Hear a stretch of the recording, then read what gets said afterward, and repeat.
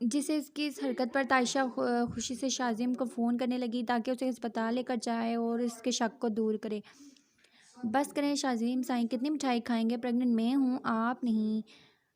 ایک تو اسے کھانے سے منع کر دیا تھا اور اوپر سے اس کے سامنے بیٹھ کر خود کھائے جا رہے تھے۔ ہاں تو مرشد سائیں، باپ تو میں بننے جا رہا ہوں نا، تو اس مٹھائی پر پہلا حق میرا ہے، اور خبردار جو تم نے اس پلیٹ پر نظر رکھی، تمہارے لیے مٹھائی بالکل بھی اچھی نہیں ہے۔ میرے جونیئر سائیں کو بھی مٹھائی زیادہ پسند نہیں ہے۔ سنو، وہ بھی کہہ رہا ہے کہ بابا کو کھانے دو اکیلے، وہ شرارت سے کہتا ایک اور رس گلہ اٹھانے لگا۔ جب سے گھر میں خوشخبری آئی تھی، تائشہ تو صدقے صدقے جا رہی تھی۔ اس کے لیے تو ایک ساتھ دو تو خوشخبریاں آئی تھی۔ شارک نکاح کے لیے جلدی مچا رہا تھا اور زمل بھی کچھ دنوں میں واپس گھر آ رہی تھی۔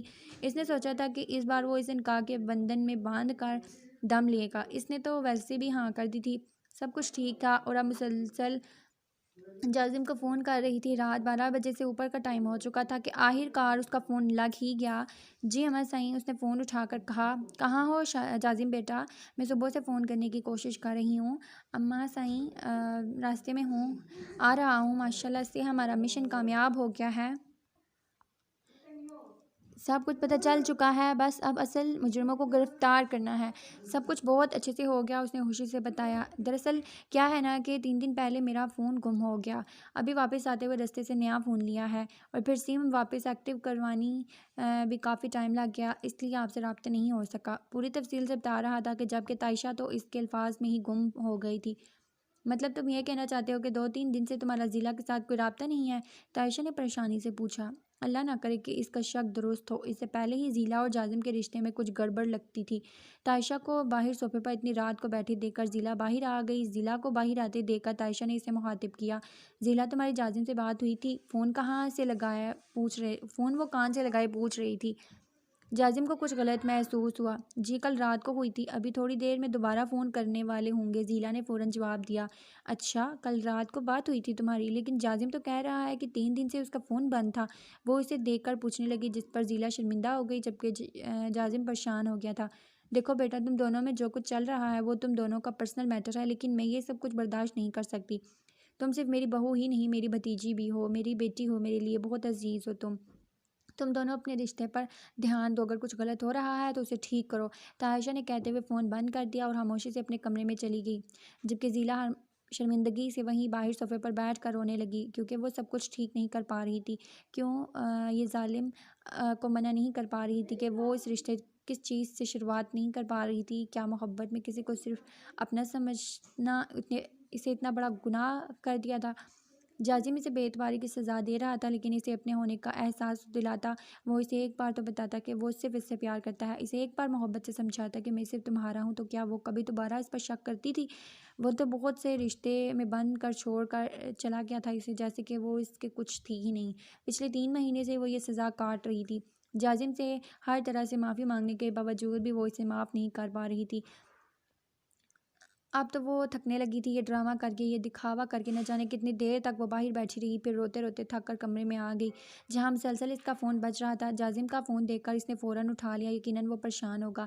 جاہل عورت، پچھلے 1 گھنٹے سے مسلسل فون کر رہا ہوں، تمہارے اندر دماغ نام کی کوئی چیز ہی نہیں ہے، کہاں چلی جاتی ہو؟ اس فون کو بھی لے کر جایا کرو جہاں جاتی ہو۔ اماں صاحب نے کیا کہا؟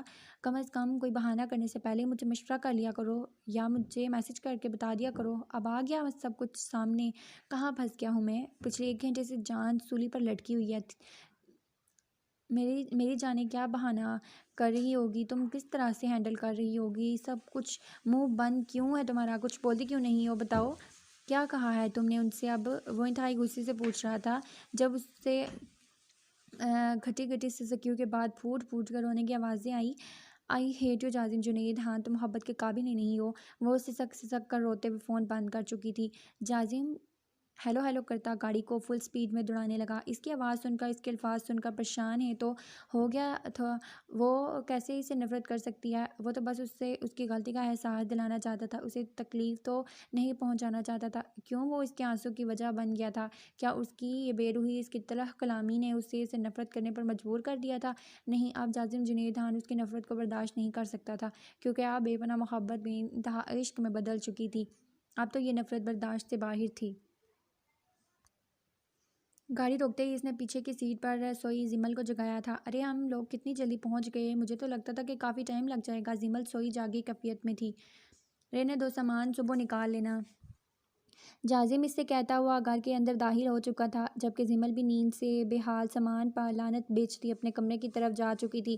تقریباً سب لوگ ہی سو چکے تھے، رات کے 2 بج رہے تھے۔ اس کے بارے میں تو کسی کو پتہ بھی نہیں تھا کہ وہ گھر واپس آ رہی ہے، اس لیے وہ بھی خاموشی سے اپنے کمرے میں جا کر سونے لیٹ گئی، جبکہ جازم تقریباً بھاگتے ہوئے اپنے کمرے میں آیا تھا۔ جب سے اس نے فون پر زیلا کے رونے کی آواز سنی تھی، تب سے اس کا دل بہت بے چین تھا۔ اس نے کمرے کا دروازہ کھولا تو سامنے ہی وہ بیڈ کے ساتھ زمین پر بیٹھی گھٹنوں میں سر دیے ہوئے تھی۔ اس کا وجود آہستہ آہستہ لرز رہا تھا، یقیناً وہ رو رہی تھی۔ وہ فوراً اس کے قریب آیا اور بنا اسے کچھ بھی سمجھنے کا موقع دیے اسے کندھوں سے تھام کر اپنے سینے میں بیچ لیا۔ آئی ایم سوری زیلا، تمہیں ہرٹ کرنے کا ارادہ بالکل نہیں تھا میرا، میں تو صرف تمہیں تنگ کر رہا تھا، تمہیں اس بات کا احساس دلانے کی کوشش کر رہا تھا کہ تم نے مجھ پر شک کر کے غلط کیا ہے، لیکن مجھے ہرگز نہیں لگتا تھا کہ سب کا یہ انجام نکلے گا۔ میں تمہارے آنسوں کی وجہ بن گیا زیلا، پلیز مجھے معاف کر دو۔ وہ اسے اپنے سینے سے لگایا آہستہ آہستہ اس کے بال سے ہلا رہا تھا، جبکہ وہ اس کا ساتھ پاتے ہی اس کے سینے سے لگ گئی اور اسے سکیاں بھرنے لگی۔ لیکن جب اسے اس کے وجود کا احساس ہوا، اگلے ہی لمحے اسے دکھا دیتی کہ اسے خود سے وہ دور کرنے لگی۔ کیوں آئے ہو؟ واپس چلے جاؤ، نہیں چاہیے مجھے تمہارا ساتھ۔ آئی ہیٹ یو، سنا تم نے؟ آئی ہیٹ یو، نفرت ہے مجھے تم سے، دنیا کی سب سے بڑی غلطی تھی، میں نے تم سے محبت کر کے ہی میں تمہیں کبھی معاف نہیں کروں گی، میں کہتی ہوں چھوڑ دو مجھے۔ اسے خود سے دور کرنے میں ناکام ہوتی وہ اب لڑنے پر آ چکی تھی۔ زیلا یار آہستہ بولو، کوئی جاگ جائے گا، وہ اس کا غصہ کنٹرول کرتے ہوئے سمجھانے لگا۔ جاگ سکتا ہے تو جاگ جائے، مجھے کوئی پرواہ نہیں، تم نکلو یہاں سے، تم میرے پیار کے لائق ہی نہیں ہو، وہ اس کی بات کی پرواہ کیے بغیر اور اونچی آواز میں کہتی اسے پھر سے دھکا دینے لگی۔ جب اسے آؤٹ آف کنٹرول ہوتے دیکھ کر جازم نے اس کے چہرے کو اپنے ہاتھوں میں تھام کر اس کے لبوں کو اپنے ہونٹ رکھ دیے۔ کمرے میں خاموشی چھا چکی تھی۔ جازم اس کے لبوں پہ اپنے لب رکھے کسی اور ہی دنیا میں کھو چکا تھا۔ زیلا کے ہاتھ پیر بالکل ہی تڑپ رہے تھے، جیسے کچھ بھی سمجھنے کے قابل ہی نہ رہی ہو۔ خود پر ظلم بڑھتے دیکھ کر اس نے جازم کی شرٹ کو اپنی مٹھیوں میں بھینچ لیا۔ اس کا انداز اتنا شدت سے بھرپور تھا کہ زیلا کو اپنا سانس رکتا ہوا محسوس ہوا۔ دل تھک کے سینے کی مضبوط دیوار توڑ کر باہر آنا چاہتا تھا۔ وہ اس سے جتنا دور ہونے کی کوشش کر رہی تھی، جازم اسے اتنا قریب کرتا جا رہا تھا۔ وہ اس کے لبوں کو آزادی بخشتا، اس کے سرخ بھیگے لبوں پر اپنا انگوٹھا پھیرتا اس کے چہرے کی سرخی سے لطف اندوز ہو رہا تھا، جبکہ وہ نظر جھکائے کچھ بھی سمجھنے کی کنڈیشن میں نہیں تھی۔ بھول جاؤ زیلا ہر اس بات کو جو آج تک ہم دونوں میں دوری لا رہی تھی۔ میں جانتا ہوں اگر غلطی تمہاری ہے تو غلطی میری بھی ہے، لیکن اب میں ان باتوں کا ذکر کر کے اپنے آنے والے کل کو خراب نہیں کرنا چاہتا۔ تمہیں ہرٹ کرنے کے لیے تم سے معافی مانگتا ہوں، اور اگر کہو گی تو آج کی رات ازالہ بھی کروں گا، لیکن اس سے پہلے تمہاری اجازت چاہیے۔ اگر اجازت ہو تو آج سارے گلے شکوے خود میں سمیٹ لوں۔ وہ اس کا چہرہ اپنے ہاتھوں کی پیالیوں میں بھرے اپنے لبوں سے اس کے ایک ایک نقش کو چھوتا اپنے محبت کا احساس دلانا چاہ رہا تھا، جبکہ زیلا بنا کچھ بولے آنکھیں موندے اس کے لمس کو محسوس کر رہی تھی۔ جب سے وہ اس کی طرف سے رضامندی سمجھتے ہوئے اس کے لبوں کو اپنے ہونٹوں سے چھو کر اسے اپنی باہوں میں بھر گیا۔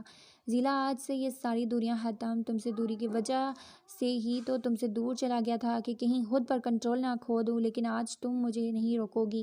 آخر میں نے اتنا صبر کیا ہے تو صبر کا پھل تو ملنا چاہیے۔ اس کے ہاتھوں کو اپنے ہاتھوں میں قید کرتا تکیے کے ساتھ لگائے اس کے شہرگ کو اپنے ہونٹوں سے چھوتے ہوئے اس کے گردن میں منہ چھپا گیا۔ اس کے بدن سے اٹھتی خوشبو کو محسوس کرتے ہوئے وہ اس کے ہوش ربا حسن میں کہیں کھو سا گیا تھا۔ آج سے ہی مہینوں میں جازم نے اپنی محبت اس پر واضح کر دی تھی۔ اس کا ہر انداز زیلا کے لیے بے پناہ محبت سمیٹے ہوئے تھا، جسے آج خود پر واضح ہوتے ہوئے زیلا اپنے آپ کو کوئی شہزادی محسوس کر رہی تھی، جس پر زیلا شرماتی گھبراتی اس کی باہوں میں بے پناہ چاہتی چھپنے لگی اور وہ اسے سمیٹتا چلا گیا۔ تائشہ صبح باہر آئیں تو زرش کو کچن میں کام کرتے دیکھا۔ رات سے ہی وہ زیلا اور جازم سے بہت خفا تھی۔ اسے یقین نہیں آ رہا تھا کہ اس کا بیٹا اور بہو اس کے ساتھ اس طرح کا ڈرامہ کر رہے تھے۔ وہ تو اتنی خوش تھی یہ سوچ کے کہ ان دونوں میں سب کچھ ٹھیک ہو چکا ہے۔ ان دونوں میں سرد مخری تو شادی سے پہلے بھی محسوس کرتی تھی، لیکن اس طرح سے کچھ ہوگا وہ تو جانتی تک نہیں تھی۔ کل جازم نے سچ میں اس کا دل توڑ دیا تھا۔ زرش بیٹا یہ تم کیا کر رہی ہو؟ میں نے تمہیں کچن میں آنے سے منع کیا تھا۔ چلو وہ تو میری جان میں یہ کر دیتی ہوں۔ زیلا ابھی تک باہر نہیں آئی، تائشہ نے اس سے پوچھے ہوئے کام کرنے سے اسے روکا۔ نہیں اماں صحیح، ضلع ابھی تک کمرے سے باہر نہیں نکلی اور یہ کام میں کروں گی، میرے ہوتے ہوئے میری ساس کام کرے یہ تو میں برداشت نہیں کر سکتی۔ اور دوسرا وہ کیا ہے نا، چھوٹے مرشد سائیں کے دنیا میں آنے کے بعد میرے پاس کوئی قصے کہانیاں تو ہونی چاہیے سنانے کے لیے۔ اگر آپ مجھ سے کام ہی نہیں کروائیں گی تو میں کیسے بتاؤں گی کہ اس کی ماں پر اس کے دادی نے کتنے ستم ڈھائے ہیں۔ وہ ڈرامہ کرتے ہوئے اسے پیچھے ہٹانے لگی، جبکہ اس کے انداز پر عائشہ مسکرانے پر مجبور ہو چکی تھی۔ سچ میں زرش اس گھر کی رونق بن چکی تھی۔ اماں صحیح آپ کو ایک بات بتاؤں، آج آپ کی بہت بڑی بہو رانی جلدی کمرے سے باہر نہیں نکلے گی۔ اسے پتہ نہیں تھا کہ جازم بڑا ہے یا شازم، لیکن اس ضلع کو جٹھانی اور جازم کو جیٹھ بولنے میں اس سے الگ ہی مزہ آتا تھا۔ اور ایسا کیوں ہے؟ اس کے رازدانہ انداز پر عائشہ نے مسکراتے ہوئے پوچھا۔ وہ کیا ہے رات کو آپ کی شہزادی، میرا مطلب ہے میری نیند گھر واپس تشریف لا چکی ہیں، وہ بھی میری جیٹھ جی کے ساتھ۔ چلیں میری اس بات سے آپ کو آدھی بات تو پتہ چل ہی گئی ہے کہ جیٹھ جی گھر واپس آ چکے ہیں اور اب ضلع بیچاری اچھی بیویوں کی طرح ان کی خدمت کرے گی، نہ کہ آپ کی خدمت کرے گی۔ وہ اسے آنکھ دباتی شرارت سے بولی، جبکہ اس کے انداز نے عائشہ کو اپنا جوتا اتارنے پر مجبور کر دیا تھا۔ اس کی شرارتیں دن بدن بڑھتی جا رہی تھی۔ یہ لو ساسو جی، آئی ایم سوری، میں تو بس بھلائی کے لیے کہہ رہی تھی، سوچا جٹھانی جی ٹھیک سے جیٹھ جی خدمت کرنے دیتی ہوں، میرا مطلب ہے ضلع کو آرام کرنے دیتی ہوں اور اس کے حصے کا کام نہیں کرنے دیتی ہوں۔ اس سے کیا ہوا کہ جہاں ہماری طرف سے چھوٹے مرشد سائیں کی خبر آئی ہے، ہو سکتا ہے ادھر سے بھی کوئی گڈ نیوز مل جائے۔ میں تو آپ کو ہی دادی بنانے کا سوچ رہی ہوں نا، اور آپ میرے اس میں نیک کام میں میرا ساتھ دینے کے بجائے الٹا میرے کان ہی کھینچ رہی ہیں۔ وہ اپنا کان چھڑواتے شکایت سے بولی، سدھر جاؤ، سچ تمہاری ماں تو بہت اچھی عورت تھی، اتنی شرمیلی تھی کہ اس کی آواز تک نہیں نکلتی تھی، اور تم کس پر گئی ہو؟ عائشہ نے اپنے کانوں کو ہاتھ لگاتے ہوئے کہا۔ جی وہ اتنی شرمیلی تھی کہ صرف میں ہی پیدا ہوئی ہوں، زرش افسوس سے گردن ہلاتی بولی، اور اس سے پہلے کہ عائشہ بات کو سمجھتی کچن سے باہر دوڑ لگا چکی تھی۔ اوف لڑکی اپنی ماں تک کو نہیں بخشتی، عائشہ نے پیچھے سے کہا جب کچن میں ضلع داخل ہوئی۔ عائشہ کو دیکھتے ہوئے چہرہ جھکا گئی، جبکہ اس کے نکھرے چہرے کی سرخی اور پیا ملن کے رنگ دیکھ کر عائشہ ماشاء اللہ ماشاء اللہ کہتی اس کے پاس آئی، سارے گلے شکوے بھلا کر اس کا ماتھا چوما اور اسے خوش رہنے کی دعائیں دیتی زرش کی عقل ٹھکانے لگانے باہر کی طرف آئی۔ اماں صحیح میں کیا کہہ رہی ہوں، اس ہفتے شازم صاحب کو چھت کی صفائی پر لگا دوں، کافی گندا ہو گیا ہے۔ زرش بیٹا اسے ہفتے میں ایک دن کی چھٹی ہوتی ہے، عائشہ نے سمجھانے والے انداز میں کہا۔ ہاں ہاں مجھے سمجھتی ہے، ظالم ہیں آپ، کیا لگتا ہے آپ کو میں آپ کے بیٹے سے اپنی مرضی سے یہ سارے کام لیتی ہوں؟ وہ خود آتے ہیں میرے پیچھے، مرشد سائیں میں یہ کر دوں، مرشد سائیں میں وہ کر دوں، اگر انہیں کام کرنے کے شوق ہیں تو اس میں میری کیا غلطی ہے؟ زرش منہ بناتے ہوئے بولی۔ جٹھانی جی، مانا کہ آپ کے شوہر صاحب گھر آئے ہوئے ہیں، اس کا مطلب یہ نہیں ہے کہ آدھا دن گزرنے کے بعد آپ کمرے سے باہر نکلیں۔ آپ اندر ایسا بھی کیا کر رہی تھی کہ ابھی تک سورج چاچا نے گڈ مارننگ آپ کو نہیں بولا؟ اب ضلع کی شامت آ چکی تھی۔ زرش خبردار، جو آپ تم نے اسے تنگ کیا جانے تو اسے، عائشہ نے اسے وارن کیا، جبکہ عائشہ کی طرف سے سپورٹ ملتے ہی وہ منظر سے ہٹنے لگی، لیکن وہ زرش ہی کیا جو اسے اس طرح سے جانے دیتی۔ ایک تو یہ لڑکی ماں بننے والی تھی، اوپر سے اس کی مستیاں اور شرارتیں ختم ہونے میں نہیں آتی تھی۔ عائشہ کو تو سمجھ نہیں آتا تھا کہ سارے گھر کو سنبھال کر وہ مستیوں کے لیے اتنا وقت کیسے نکال لیتی تھی۔ اس وقت بھی وہ ضلع کو زبردستی اپنے ساتھ گھسیٹ کر کچن میں لے کے گئی تھی، پر ہر تھوڑی دیر میں شرارتی انداز میں اس کے کندھے پر کندھا مارتے ہوئے مسکراتی، جس پر ضلع شرمندہ ہو کر رہ جاتی، کیونکہ زرش کا معنی انداز ضلع کی نازک جان پر بنا ہوا تھا، لیکن جیسے اس نے تو بے شرمی میں پی ایچ ڈی کر رکھی تھی، اسے نہ تو اس کی گھوڑیوں سے فرق پڑ رہا تھا اور نہ ہی دو تین چمٹ سے۔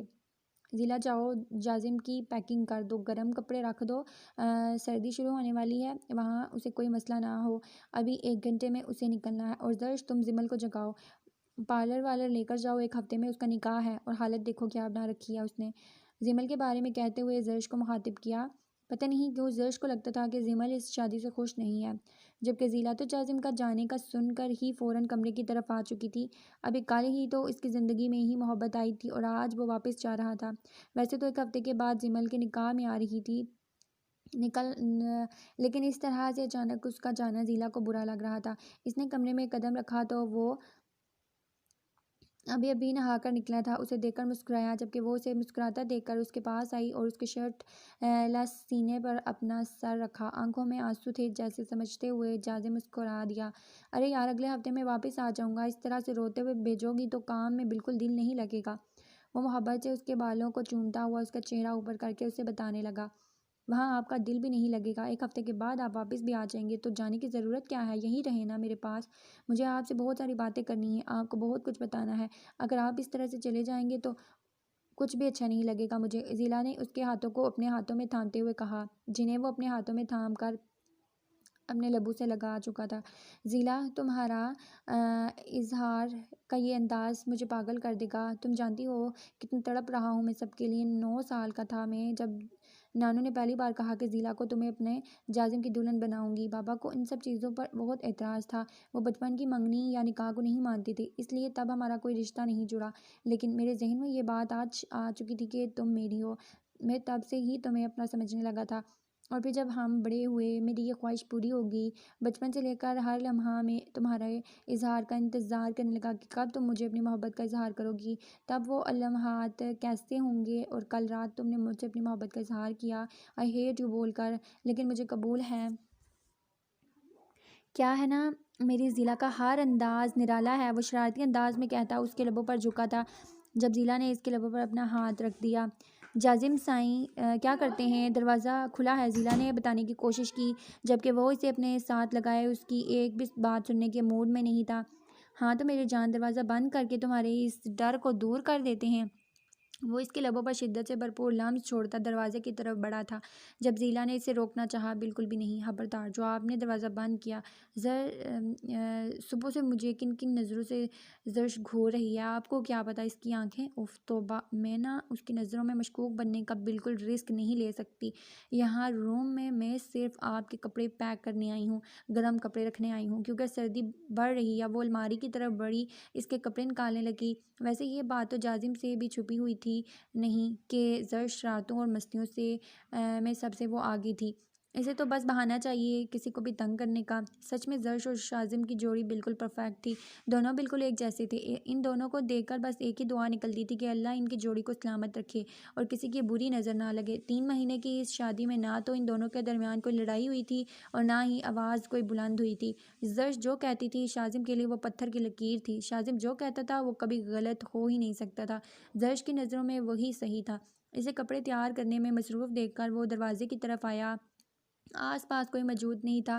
جب اس نے دروازہ بند کیا اور واپس آ کر مصروف سے ضلع کو اپنی باہوں میں بھر لیا، جازم صحیح نہ کریں، کوئی آ جائے گا، وہ منت کرنے والے انداز میں بولی، یار جا رہا ہوں، خود کو محسوس تو کرنے دو، تمہاری خوشبو کو اپنی سانسوں میں بھر کے لے جانا چاہتا ہوں۔ اس کے بالوں کا جوڑا کھولتے ہوئے اس کا دوپٹہ اتار کے سائڈ پر رکھ دیا اور اس کے لبوں پر جھکا تھا جبکہ ضلع کو ہر قسم کی مزاحمت ناکام لگی اور وہ ایک بار پھر سے اس کی محبت کے سامنے ہار گئی تھی۔ اپنے فون پر انجان نمبر آتے دیکھ کر پہلے تو نشال نے دوبارہ اسے اگنور کیا، لیکن مسلسل بجتے فون کی وجہ سے اسے فون اٹھانا پڑا۔ السلام علیکم، کون بات کر رہا ہے، نشال نے پوچھا۔ وعلیکم السلام نشال بیٹا، میں نور بات کر رہی ہوں، یاسین کی ماں، کیسی ہو تم، نور نے محبت سے بھرپور لہجے میں پوچھا جبکہ ان کی آواز سن کر نشال پریشان ہو چکی تھی، آخر اس کا نمبر ان تک کیسے پہنچا۔ سوال کا جواب بہت آسان تھا، لیکن یاسین نے اس کا نمبر اپنی ماں کو دیا کیوں، ظاہر سی بات ہے اسے تنگ کرنے کے لیے، اسے تو بہانا چاہیے تھا۔ ویسے بھی نشال نے غصے سے سوچا، جی آنٹی میں بالکل ٹھیک ہوں، آپ سنائیں کیسی ہیں، اسے یاسین پر کتنا غصہ کیوں نہ ہو لیکن وہ کسی سے بدتمیزی نہیں کر سکتی تھی۔ ہاں بیٹا میں بالکل ٹھیک ہوں، میں نے تمہیں یہ بتانے کے لیے فون کیا تھا کہ کچھ دن میں یاسین کی کزن کا نکاح ہے اور تمہیں وہاں انوائٹ کرنا ہے تاکہ ہم تمہارے اور یاسین کے نکاح کے لیے بھی کوئی اچھی سی تاریخ رکھ لیں۔ آنٹی پلیز میری بات سنیں، آپ لوگوں کو کوئی، بیٹا 1 منٹ، یاسین کے بابا بلا رہے ہیں، میں تمہیں تھوڑی دیر کے بعد فون کروں گی، نور نے اس سے کہتے ہوئے فون رکھ دیا جبکہ دوسری طرف نشال کے غصے کی کوئی انتہا نہ تھی۔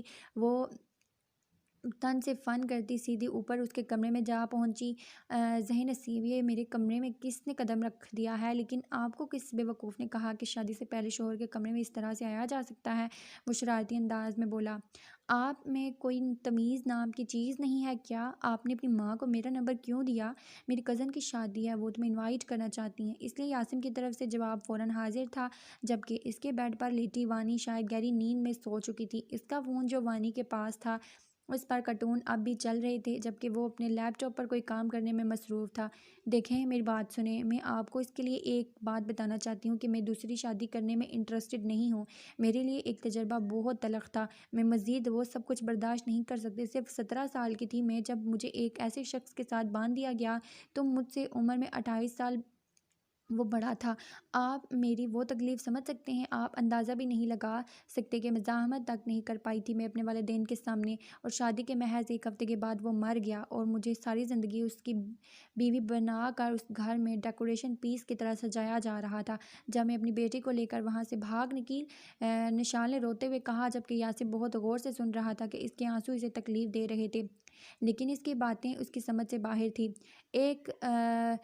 نشال ایک منٹ نشال، تم نے کہا کہ تمہاری شادی کو ایک ہفتہ ہوا تھا، تو وانی کو وہاں سے لے کر کیسے بھاگ گئی؟ کیا ہوا وانی؟ خدا کے لیے مجھے اور میری بیٹی کو تنہا چھوڑ دیں، کسی کی ضرورت نہیں ہے مجھے کچھ نہیں بتانا آپ کو، میں یہاں بہت خوش تھی۔ آپ وانی میری زندگی میں کیوں آئے؟ مجھے اس درد بھری کانٹوں بھری زندگی میں دوبارہ نہیں جانا پلیز، میں نہیں کر سکتی یہ سب کچھ۔ میں اور میری بیٹی ایک دوسرے کے ساتھ بہت خوش ہیں، ہمیں کسی تیسرے کی ضرورت نہیں ہے۔ میں نہیں ہوں آپ کے قابل، وہ ہاتھ باندھے اس سے بولے جا رہی تھی۔ جانتا ہوں تمہارا تجربہ تلخ تھا، جانتا ہوں بہت تکلیف سہی تم نے، لیکن تم میرے قابل نہیں ہو۔ یہ بات تم مجھے کیسے کہہ سکتی ہو؟ صرف اس لیے کہ تم شادی شدہ ہو، تمہارا شوہر مر گیا ہے، یا تمہارے ماں باپ نے تمہیں زبردستی کسی کے ساتھ باندھ دیا تو تم میرے قابل نہیں رہی؟ قابل تو میں نہیں ہوں نشال، کسی کے بھی قابل نہیں ہوں، یقین کرو میرا تجربہ تم سے بھی زیادہ تکلیف دہ تھا۔ 28 سال ایک ایسے گناہ کی سزا سہی ہے میں نے جو میں نے کیا ہی نہیں۔ 28 سال تک میری ماں مجھ سے نفرت کرتی رہی، بے انتہا نفرت، صرف اس لیے کیونکہ میں اس پر ہوئے ظلم کی نشانی تھا۔ اگر میری ماں کے بس میں ہوتا تو شاید میں اس دنیا میں بھی نہیں آتا، لیکن میرے بابا نے مجھے مرنے نہیں دیا۔ وہ مجھ سے بہت پیار کرتے تھے نشال، میں ایک ایسا گندا انسان ہوں کہ میری ماں بھی مجھ سے منہ نہیں لگاتی تھی، مجھے پسند نہیں کرتی تھی۔ ایک ناجائز اولاد، اپنی ماں کی لٹی آبرو کی نشانی۔ I am rape child. Nishal, میرا وجود تو سب سے بڑی سزا ہے میری ماں کے لیے تھا، جو مجھے دیکھ کر تڑپ پڑتی تھی، اس پل کو یاد کرتی تھی جو اس نے 16 سال کی عمر میں سہے۔ مجھے اپنی ماں کے نفرت سے کوئی گلہ نہیں نشال، وہ حق پر تھی، وہ کیسے دیکھتی، مجھے کیسے برداشت کرتی اپنے گھر میں، کیونکہ چہرہ بھی اس سے ملتا ہے جو میری ماں کا لٹیرا ہے۔ کبھی کبھی میرا دل کرتا ہے میں اس چہرے کو نوچ کر خود سے اپنی ماں کی زندگی سے دور کر دوں، لیکن میں ایسا نہیں کر سکتا۔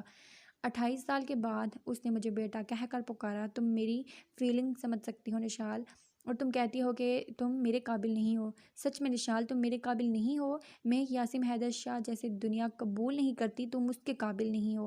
میں نے تمہیں بہت سوچ سمجھ کر اپنی زندگی میں شامل کرنا تھا نشال، لیکن اب فیصلہ تم پر چھوڑتا ہوں۔ تمہارے پاس صبح کا وقت ہے، کل زمل نکاح کے لیے یہاں سے نکلنے والا ہوں میں۔ زمل کے نکاح کے لیے اظہار اقرار تمہارے لیے مشکل ہے، کرنے کی ضرورت بھی نہیں ہے، بس صبح کی تیاری کرو، میری گاڑی میں آ کر تم بیٹھ جانا تیار ہو کر، اور اگر تم نہیں آئی تو تمہارا فیصلہ خود ہی میں سمجھ جاؤں گا کہ میں تمہارے قابل نہیں ہوں۔ تم ابھی جا سکتی ہو، میری بیٹی کو سخت نیند آ رہی ہے، اسے ڈسٹرب مت کرو۔ وہ کہتے ہوئے واپس وانی کے سائڈ بیڈ پر آ کر بیٹھ گیا، جبکہ نشال مردہ قدموں سے واپس نیچے چلی آئی۔ وہ کیا کہنے گئی تھی، کیا سننا چاہتی تھی، یاسم کی باتیں سن کر بالکل بھول گئی تھی۔ کچھ یاد تھی بس یاسم کی باتیں۔ 28 سال اپنی ہی ماں کی نفرت برداشت کرنا، کیسے کی ہوگی اس نے یہ سب کچھ؟ اس کا دل کے اندر سے سوال اٹھے جا رہے تھے، لیکن اس کے لیے تو مجھے بھی اسے اپنی ہر بات بتانی ہوگی، اسے بتانا ہوگا کہ اپنا ماضی کیا ہے، وہ مجھے میرے ماضی کے ساتھ قبول کرے گا، مجھے وہ سب کچھ چھپا لینا چاہیے، لیکن میں جھوٹ پر نئی زندگی شروعات نہیں کر سکتی۔ سچ جانے کے بعد وہ مجھے اور وانی کو چھوڑ کر چلا گیا تو مجھے خوشیاں مل رہی ہیں، نئی زندگی مل رہی ہے۔ وانی کتنا چاہتی ہے اسے، ہم اس کے ساتھ ایک نئی زندگی کی شروعات کریں گے، اپنی خوشیاں بنائیں گے۔ ہاں، میرا بھی خوشیوں پہ حق ہے۔ کمرے میں آتے ہوئے مسلسل اسی کو سوچ رہی تھی، لیکن میں اسے کچھ نہیں کہہ پاؤں گی، لیکن جھوٹ نہیں، میں اسے سب کچھ بتا دوں گی، جو کچھ بھی میرے ماضی میں ہوا سب کچھ اسے بتا دوں گی، لیکن کل سے اسے جواب بھی دینا ہے، کیا آج ہی بتا دوں؟ خدا، یہ اتنا آسان نہیں ہے۔ وہ سر پکڑ کر بیٹھ گئی۔ چپ اسے ساتھ پڑی وانی کی کاپی پینسل اسے جب نظر آئی، لکھ کر بتا دیتی ہوں، ہاں میں اس کے نام خط لکھ دیتی ہوں، جو کچھ بھی ہوا سب کچھ اسے بتا دوں گی، پھر آگے اس کی مرضی۔ نشال نے کاپی پینسل اٹھاتے ہوئے سوچا اور اگلے ہی لمحے کاغذ پر ایک تحریر لکھنے لگی۔ جانو اس سے چھپی ہوئی تھی آئی لو یو والے واقعے کے بعد۔ آج وہ 2 دن کے بعد گھر آ رہا تھا، پر گاڑی کی آواز سنتے ہی وہ چھپ گئی۔ 2 دن سے ملازمہ 24 گھنٹے اس کے ساتھ تھی، اب وہ اسے ڈھونڈنے لگا پاگلوں کی طرح، ہر جگہ، گھر کا کونا کونا دیکھے گا۔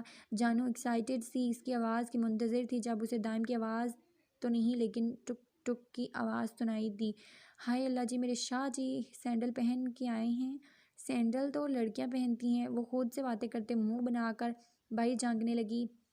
جب دائم تو نظر نہیں آیا، لیکن ایک بہت خوبصورت لڑکی جینز اور لانگ وائٹ ٹاپ میں بالوں کی پونی ٹیل کی اپنے جوتوں کی ٹک ٹک کرتی یہاں وہاں سے آ رہی تھی۔